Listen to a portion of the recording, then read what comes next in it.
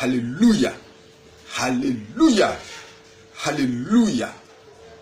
Voici l'analyse des textes du Bénin pour le dimanche 24 juin 2018. Les textes sont Psaume 100 de 1 à 5 et Éphésiens 5 de 18 à 21. Le comité de lecture nous a déjà donné le thème. Je l'ai un peu arrangé pour vous. Louons Dieu dans l'église avec tous les frères. Louons Dieu dans l'église avec l'ensemble de la communauté, avec les frères. Le premier texte, en son verset 1, parle à la deuxième personne du pluriel. Quand vous descendez au verset 3, il parle à la première personne du pluriel, ce qui suppose une idée de groupe, un ensemble, un rassemblement. Donc c'est un ensemble de personnes qui viennent en un lieu donné pour célébrer ensemble l'Éternel. Ici, l'accent est mis sur les hommes. Psaume 133, verset 1, nous dit qu'il est agréable, qu'il est doux pour des frères de demeurer ensemble. C'est de cela qu'il s'agit.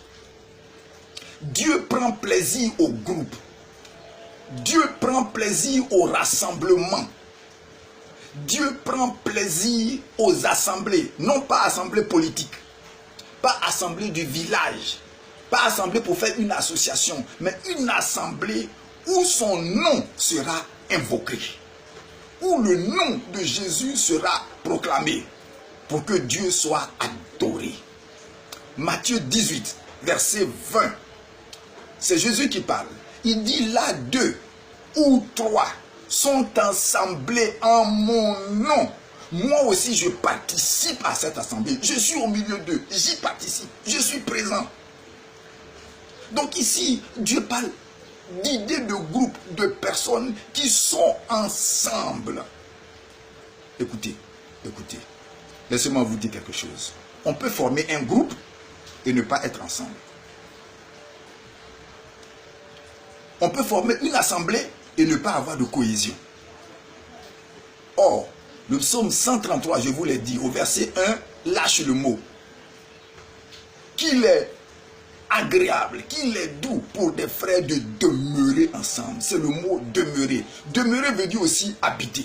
Quand un ensemble de personnes, plusieurs personnes, habitent la même personne, on parle alors de cohabitation. Mais pour cohabiter, il faut forcément des règles de bon voisinage. Des règles de bon voisinage. Sans cela, le groupe ne peut pas subsister. Alors, quelles sont les règles qui vont faire descendre Dieu pour venir siéger au milieu de notre louange? Ça, c'est le deuxième texte qui nous le donne. Mais d'abord, regardez bien. Le psaume 22, verset 3 dit « Dieu siège au milieu de la louange ». Définissons d'abord ce que nous appelons louange. La louange est un discours ou des paroles par lesquelles on relève les mérites de quelqu'un. Ce discours peut être écrit, ce discours peut être parlé, ce discours peut être chanté. Mais nous, en tant que chrétiens, nous ne connaissons que la forme chantée. C'est pour ça qu'on croit que louer Dieu veut dire chanter. Non. Au moment même, en ce moment même, maintenant où tu regardes cette vidéo, nous sommes en train de louer l'Éternel. Nous sommes en train de parler de Dieu. Nous sommes en train de le glorifier. Nous sommes en train de montrer les mystères qu'il y a dans l'adoration de groupes de frères dans l'église. Nous sommes en train de louer Dieu en ce moment. Le psaume 150, du premier verset au dernier dit « Louez Dieu dans son sanctuaire. Louez-le avec ».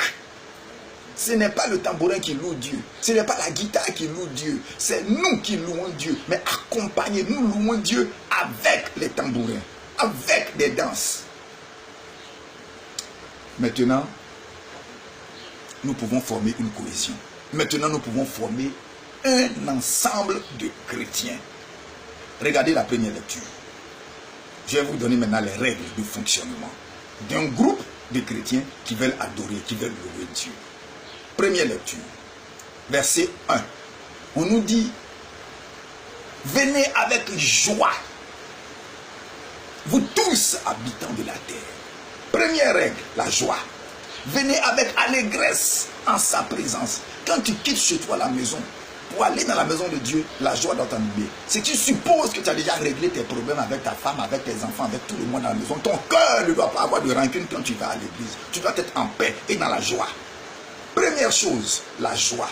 Maintenant, quand tu arrives à l'église, le fait de manifester ta joie, on dit que tu es dans l'allégresse. L'allégresse, c'est la manifestation dehors, hors de ton cœur. C'est la manifestation de la joie. Voilà la première règle de fonctionnement. Écoute, donne aussi dans le deuxième test des règles de fonctionnement. Dans Ephésiens 5, à partir du verset 18, Paul dit, entretenez-vous, je parle bien à une femme, comment on entretient son corps, une femme.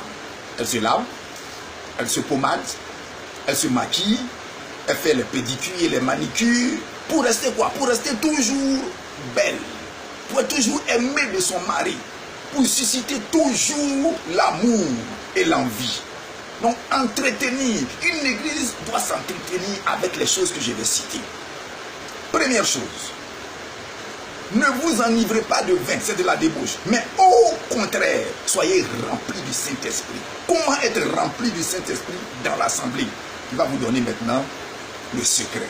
D'abord, vous devez chanter avec les psaumes. Les psaumes étaient chantés. David les chantait. C'est nous qui les récitons aujourd'hui. Vous devez chanter avec les psaumes, avec des hymnes. L'hymne, c'est quelque chose qui est connu de tout le monde. La chanson unique, comme Yara Sara, qui est connu de tout le monde, comme Jéry Moyama, qui est connu de tout le monde. Vous devez chanter avec des hymnes, avec des psaumes, avec des cantiques. Voilà ce qui fait la cohésion dans une assemblée. Paul va plus loin dans Colossiens 3, verset 16. Il va donner un autre ingrédient qui n'est pas dans Ephésiens 5.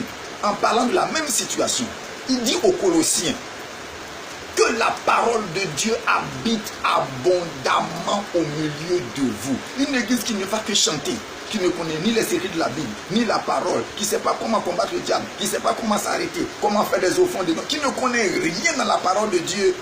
J'écoute, la sorcellerie va vous bouffer. Le diable va vous manger comme des méchouis. C'est pour ça qu'il précise que la parole de Dieu habite au milieu de vous abondamment. Je précise abondamment, pas à demi, pas un quart, mais totalement rempli et qui déborde. Des chrétiens qui n'ont pas la parole de Dieu en eux ne peuvent rien faire. La différence entre l'infirmier, le médecin, le professeur, c'est la connaissance. Ils n'ont pas tous la même connaissance. Ils sont tous trois à l'hôpital, mais ils n'ont pas tous la même connaissance. Quand vous voyez un chrétien qui est puissant et qui s'élève et qui parle, c'est la connaissance qui fait la différence. Donc soyez abondamment remplis du Saint-Esprit. Remplis de la parole de Dieu. Alors le Saint-Esprit va descendre sur vous. Écoutez-moi très bien. Acte 16, verset 25 à verset 26. Paul et Silas, dans la prison, au milieu de la nuit, en train de chanter et de prier, chanter, prier ensemble. Deux personnes ont ébranlé toute une prison. Ont ébranlé toute une prison. Regardez bien, Acte 5, verset 12. C'est les apôtres qui parlent. Luc dit ici que les apôtres étaient tous ensemble. Le mot ensemble est clair. Ils étaient tous ensemble. Alors le grand miracle est au milieu. Ils avaient un même cœur, une même pensée, une même vision, un même langage. Alors le Saint-Esprit se manifeste forcément. 1 Corinthiens 1:10. Même vision, même pensée, même langage. Forcément le Saint-Esprit va agir.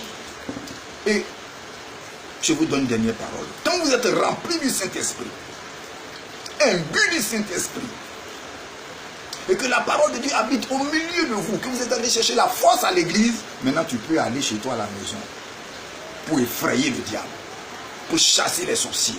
Tu peux aller à ton service pour imposer silence aux vindicatifs. Parce que tu as recueilli la force, il faut aller dépenser cette force-là. Et alors, la parole dit dans Marc 16, verset 20, ils s'en allaient partout prêcher la parole et les miracles les accompagnaient. Quand tu prêches la parole, le miracle t'accompagne. Tu ne vas pas chercher le miracle est avec toi, il marche avec toi, il t'accompagne, il s'en va avec toi. Seulement si tu prêches la parole avec vérité, avec audace, comme la Bible dit, prêcher. Voici comment faire la cohésion dans un groupe, la cohésion dans une église, la cohésion des chrétiens se fait uniquement par les psaumes, les cantiques, l'amour, la joie, se fait par l'enseignement biblique, la parole de Dieu se fait avec le cœur. Voilà comment une assemblée chrétienne devient puissante pour faire l'œuvre de Dieu. Que Dieu vous bénisse. Prenez ces quelques paroles et que la grâce de Dieu vous accompagne. Au nom de Jésus-Christ. Amen.